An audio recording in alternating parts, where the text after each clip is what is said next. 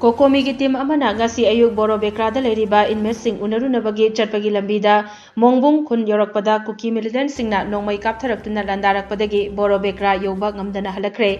ngasi nungthil Jiribam ki Babupara da leiba Jiribam Municipal Council ki guest house ta pangthokiba paumi singa unaba amada Kokomi gi assistant coordinator Joy Chandra Konthauzam na haikibada Borobekra da leiba inmates sing unanabagi damak Jiribam ki SP amadi DC yauna phaminaduna security ki matangda yanaraba matung ngasi Jiribam dagi Borobekra tamna chatpagi lambida Mongbung khul yobada Jinkuki narco terrorist singna nongmai kaptharakpadagi CRPF personnel ama laikidaba adu thamoi sokna nungaitaba phongdokki Somendro na makhatana hai Manipur da thokliba irang asi mapandagi changlakpa Kuki narco terrorist singna makhoigi oiba leibag ama semnaba honarakpani Manipur gi mafum kaya Kuki khutlai paiba singna tapna district kaya paisilakle Jiribam district asi Manipur gi khwaidagi maru aiba mafam amani masida Kuki narco terrorist singna chatharakliba lan asida maithiba piba haibasi Kokomi gi wakhaloni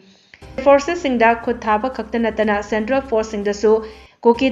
Kuki terrorist singna khut tharaklaba sida India government ki makhada leiriba security force sing ase pangdabagi lichat ni haiki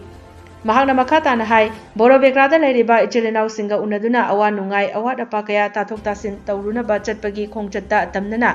ROP da zariba CRPF amadi Manipur police ta khut tharakpa ase laibak thiba amani India ge security forces sing ase mating leiba security force sing ni hairaga central forces sing hatlaba fauba yenglaga leiba haibase pangdabagi thawongni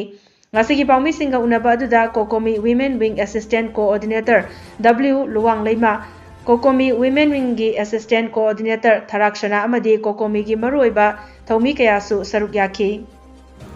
Manipur da aikoina law maitai na law kari haina law apunba Manipur ma hana di Manipur ma thamsia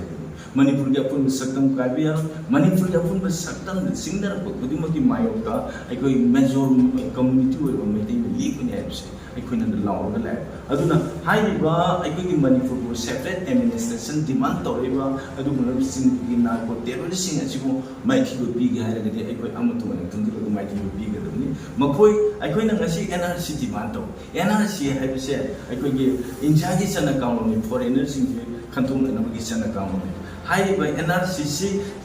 chana bonaba matamda aikoi haiba India gi foreigner khantuk bai chana kaunoni ji Asia ama thamaga haiba foreigner sing gi khantuk ji haibani maside sida kana bu isli nau singa kari haigi abda adugunba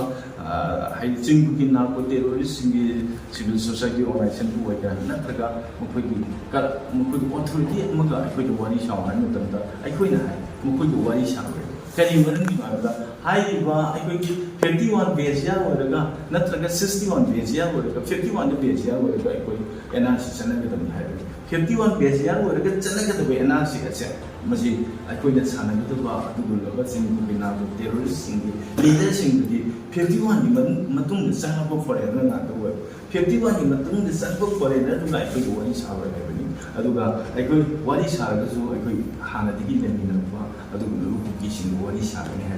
aduna aikoi tasena NRC thum da sanaraga aikoi tasena mito na mpham asida is kudung chaba lori singse makoi singse khatok kam tungda aikoi amatu si sana na lai bung ngam haibi wakhaloni aikoi na mpham asida laga mpham asida ida aikoi development tongna ma mpham asida awan fa kari kari le ige nasi ma Borobekra da satrise makoi gi awan ngai hang ba sattu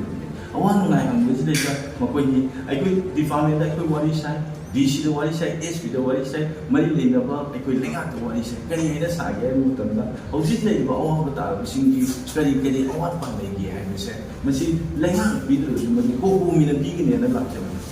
haibidi sana ki problem nei de natragi health problem nei de natragi fee on ki problem nei de haiba problem ki mu se aikoi yarige sarkar da mari le ba authority da haigani odu makoi na bi rakta gadi aikoi ko mi na bi se gani hai se aikoi ngasi ki information da thamjenge adu